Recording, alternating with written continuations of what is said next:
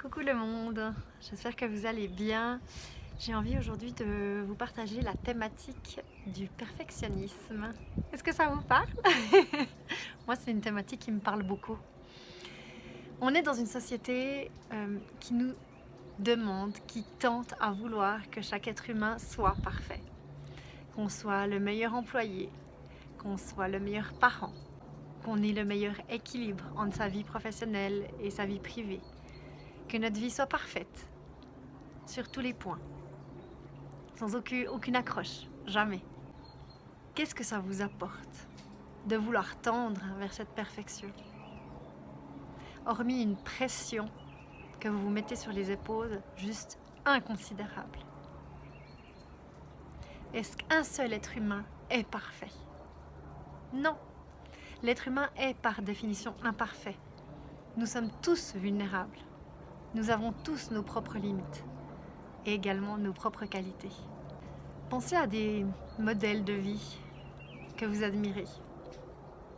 Sont-ils réellement parfaits? Non, je ne pense pas. Ont-ils réussi du premier coup pour arriver où ils sont? Certainement pas. Si vous regardez un petit peu, si vous recherchez, vous verrez que les plus grands ont mis beaucoup de temps pour arriver où ils sont. Et ils ont essuyé beaucoup d'échecs. D'ailleurs, quand on y pense, l'ombre existe, car la lumière existe. Et quand il y a de la lumière, est-ce que c'est possible qu'il n'y ait pas d'ombre? L'un ne va pas sans l'autre. Je vous encourage à essayer d'aller à l'encontre de cette perfection. Que se passe-t-il lorsqu'un seul élément vient perturber tout votre équilibre? Et peut-être que sur cet élément, vous n'avez pas d'emprise, vous n'avez pas de contrôle. Et vous vous rendez compte que ça ne se passe pas comme vous l'auriez souhaité. C'est la catastrophe. Rendez-vous compte de la pression que vous mettez pour obtenir cette perfection, qui finalement est un but que vous n'atteindrez jamais, car elle n'existe pas dans la nature. Tout est imperfection, tout est parfaitement imparfait.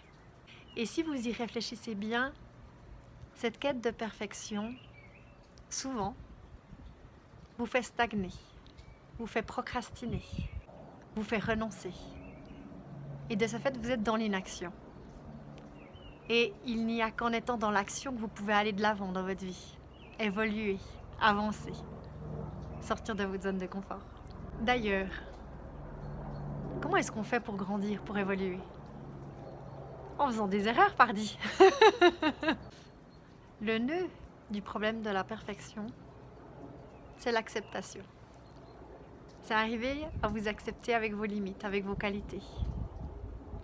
Et apprendre. Non pas d'échec, mais d'expérience. Je pense pas qu'il y ait d'échec dans la vie. Car lors de chaque événement, lors de chaque expérience, il y a du bon à en tirer. Il y a des choses positives à en sortir. On en sort avec des apprentissages, c'est certain.